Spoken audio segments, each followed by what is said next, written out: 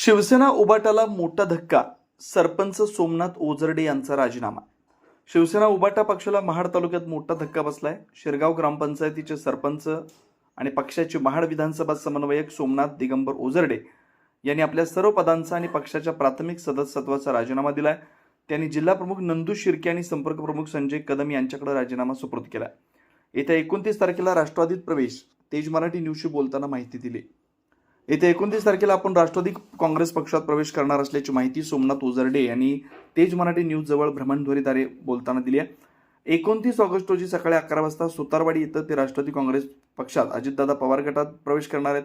राष्ट्रवादी काँग्रेस पक्षाच्या वतीनं त्यांना स्वीकृत जिल्हा परिषद सदस्य पदाचं आश्वासन देण्यात आल्याची माहिती सूत्रांकडून मिळते. राजीनामा पत्रात ओझरडे यांनी म्हटलंय की माझ्या आजवरच्या वाटचालीत पक्षाला आणि सहकार्याने दिलेलं प्रेम आणि सहकार्य याबद्दल मी आभारी आहे. जनतेच्या हितासाठी आणि विकासासाठी हा निर्णय घेतलाय. राजकीय भूमिका बदलली तरी वैयक्तिक संबंध कायम राहतील. ब्युरो रिपोर्ट, तेज मराठी न्यूज, महाड, रायगड.